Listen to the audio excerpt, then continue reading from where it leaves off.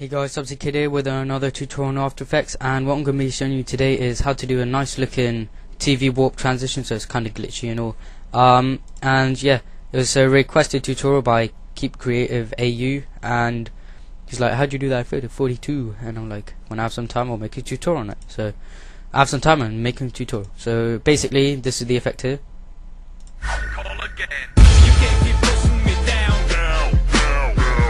So that transition, like where it goes down, down type of thing, yeah, you know, and it kind of pushes the screen down, looks all warpy and stuff, and it looks kind of cool when it's synced to the music. And I've also used it here in the same episode, so those are like different examples and all, and yeah, they're pretty cool. Oh, and also I've actually joined Muse. I've actually joined like Muse, the clan, so go sub to T Muse. Good clan, badass clan. So, yeah, go sub. Anyway, back to the tutorial, and I'm going to be using CS6, but you can use CS 5.5, CS5, CS4 as well, I think. And basically, I've got my two clips in, and they're overlapped slightly, and that's because we need to make them fade into each other. So what you want to do is make an adjustment layer and then hit enter, and we can rename it to TV warp transition, like so. And then you want to chop down the adjustment layer to about 3/4 of a second. So if you're editing at 60 frames per second, it will be about 40 frames. So this is 40 frames long, and yeah, basically it helps keep it more organized, because so then you know that the adjustment layer isn't an overlay of some sort, like color correction. So it helps keep it more organized. And yeah, basically after you've done that, go to effects and presets on the side and type in TV, and you'll get 3 TVs, and we're going to be using Bad TV 3, so it's the weak one. You can use Bad TV 2, which is the old one. That one's good, yeah, you can use that, but TV1 doesn't really work too much, but I prefer TV3, so drag that onto your adjustment layer, and you get this. And basically this is most of the glitch effect done for you, basically. If you click on color balance, you can delete that. The noise you can drop down to about 10%. I prefer about 10%. You can make it like even lower, like no, like you don't even need any noise, or you can put on loads. Personal preference, but I prefer 10-15%. So, and yeah, you can just drop that down and drop that down, or close it so it doesn't come in the way. And now let's start doing some of the keyframing. So if you click on your adjustment layer, hit U, it will bring up the, well, you'll see that it has that wave height on wave warp has an expression. And basically we aren't going to be using any expressions, we're just going to be keyframing it simply. So to disable the expression, you can either click on the equals here, and it will just like enable or disable the expression, if you want to keep it for future reference, in case you might want to use it. Or you can just hold down Alt and click on the stopwatch next to wave height, and it will just get rid of it completely. So after you've done that, go to the beginning of your adjustment layer, and then on wave height put it to 0, so it's like nothing basically, and make a keyframe, so at 0, and then go about halfway, so like 20 frames in, and make it 50, and you'll see it goes like warpy. And we'll make another keyframe, go to the end and make it 0. So as you can see, it kind of goes warpy, warpy, warpy, and it kind of like decreases kind of. So that's the first part of animation we did. And basically we can put the wave speed to 1, so there's more like movement, like whoa whoa whoa whoa, like more glitchiness kinda. And of course we can put the anti-aliasing quality to high, so high quality, and that's wave warp done. The next thing to do is go to effects and presets and type in turbulent displace, and just drag it onto your adjustment layer like so, and you'll see it goes like all like proper warpy.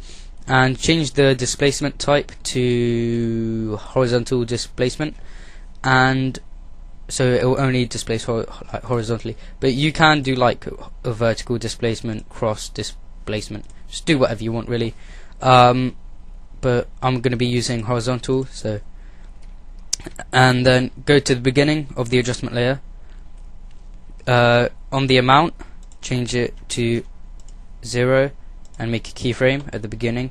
Go to halfway, so if you just grab the timeline and hold down shift, it should just lock on to the middle keyframe that you made for wave height, and if you put all the keyframes in line, it will make it a lot more simpler to change later. Like I'll show you in a bit after we've done the transition. So at the center, make the amount 50, and then go to the end and make the amount 0. So we have this kind of like warpy type thing. It's more warpy. And if you go to the beginning again, keyframe the evolution, go to the end and make the evolution 5. So it's rotated 5 times, like so. Now you'll see it's like whoa, it's like super warpy kind of thing, and it's looking kind of good.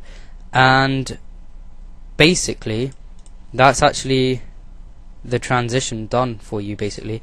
If you don't like these black edges on the side, if you go on wave warp and on the pinning over here, you can do all edges and it would like get rid of the edges, like the black edges, and yeah, or you can just go horizontal edges, no I mean vertical edges, like so, and it will just do it like so, but I'll keep on vertical edges. And now basically, as you saw in the preview, it kind of went down and shifted back up. To do that, you can go to effects and presets and use offset and drag it onto your adjustment layer like so. You can use motion tile, I believe, so you can use motion tile I think if you want as well, but offset.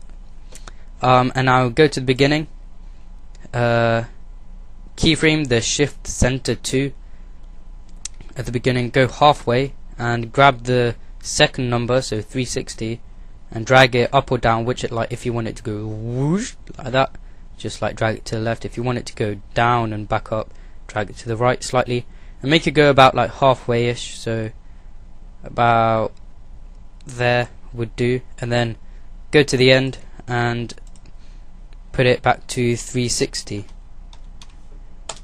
like so, and it'll be like so it's looking pretty good. And basically if you click on the adjustment layer and hit U twice, bring up all the keyframes, so we can just go like this to give some room, and it will bring up all the keyframes. And if we if you just like select all of them and hit F9, it will make them all easy ease, so it will make it look a lot smoother, like it will make all the keyframes ease in and ease out, so it will just like look a lot smoother really. And that's like the transition mostly done. So all we need to do now is make the two different clips merge into each other like during the transition. And to do that, go to the middle of the transition, and you can just close it down now and go like so. And then if you click on the first clip, like put the first clip on top and then hit T, so make sure you're in the middle of the transition, and then hold down shift and then hit page up. You should go backwards 10 frames, and then click on the opacity and then make a keyframe at 100, and then go to the end of it and change it to 0, so it should just fade in like so. So it should just like gradually disappear like so. And what you can do is select both of them, both of the opacity keyframes, and hit F9, and it will make them easy ease, so it will make that little fade out transition a bit smoother. and we can just RAM preview this, and it's looking kinda nice. Sorry for this little random green frame I have here, like there. I don't know why I have that, it's just a random glitch. You won't actually get that. That's just my computer being a retard. So if you RAM preview it, it's like so you can sync that to music and it will look pretty cool. But if you think it's too short or too long, if you think that like the transition is too short or too long, because we put all the keyframes in line, like here and here, all the keyframes are in line, what we can do is, if you select all of the keyframes, hold down grab them and then hold down Alt, select all the keyframes, hold down Alt and then just drag them, and as you can see it kind of squishes the keyframe, the space in between it, to the same ratio as they were, so you can make the whole thing shorter or longer without having to separately move each keyframe like so. You can just like select them, hold down Alt, click, and boom, you can just drag it and it will keep all the keyframes with the same ratio in between. And that's just a nice simple way to make it shorter or longer. So let's RAM preview it. Just pretend that the green frame ain't there. Yeah, so that's basically the like transition. Of course you can muck around with like the figures, like the amount it spins and like the wave height and the keyframing and all. You can just change the figures around and see how it comes out, and just do it how you want. And that's basically the tutorial done for today. So thanks for watching, guys. Don't forget to like, comment and subscribe, helps me out a lot. And yeah, give me any tutorial requests, follow me on Twitter, yeah, boom, yeah, okay, yeah, see ya.